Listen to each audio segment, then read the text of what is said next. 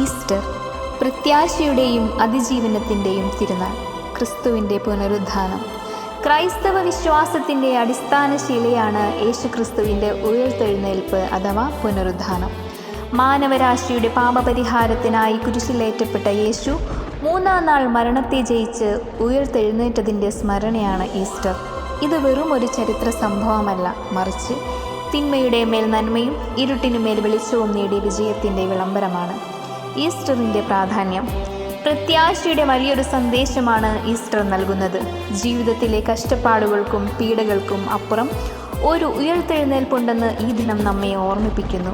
മരണത്തിന് അവസാനമാക്കല്ലെന്ന് തെളിയിച്ചതിലൂടെ നിത്യജീവനെക്കുറിച്ചുള്ള വാഗ്ദാനമാണ് വിശ്വാസികൾക്ക് ലഭിക്കുന്നത്. 50 ദിവസം നീണ്ടു നിൽക്കുന്ന വ്രതാനുഷ്ഠാനങ്ങളുടെയും വലിയ ആഴ്ചയിലെ പീഡാനുഭവ സ്മരണകളുടെയും പരിസമാപ്തിയാണിത്. ലോകത്തിൻ്റെ വിവിധ ഭാഗങ്ങളിൽ വ്യത്യസ്ത പേരുകളിലാണ് ഈ ദിനം അറിയപ്പെടുന്നത്.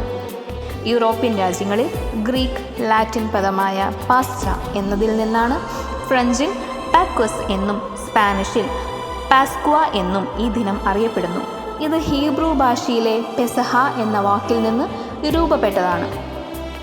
ജർമ്മനിയിൽ ഓസ്റ്റേൺ എന്നാണ് വിളിക്കുന്നത്. പ്രാർത്ഥനാ നിർഭരമായ ചടങ്ങുകളും സന്തോഷകരമായ ഒത്തുചേരലുകളും ഈസ്റ്റർ ആഘോഷത്തിൻ്റെ ഭാഗമാണ്. ശനിയാഴ്ച അർദ്ധരാത്രിയിലോ ഞായറാഴ്ച പുലർച്ചെയോ പള്ളികളിൽ പ്രത്യേക പ്രാർത്ഥനകളും കുർബാനകളും നടക്കുന്നു.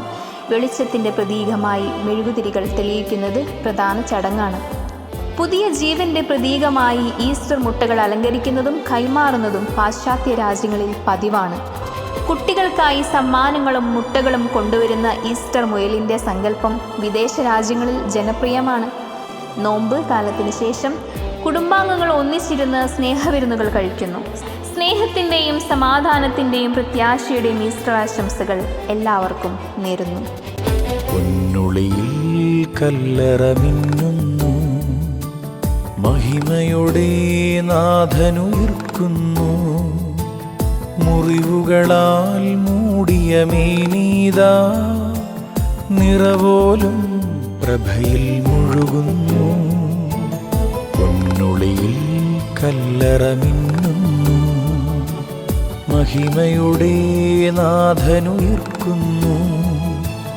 മുറിവുകളാൽ മൂടിയ മേനീതാ നിറവോലും പ്രഭയിൽ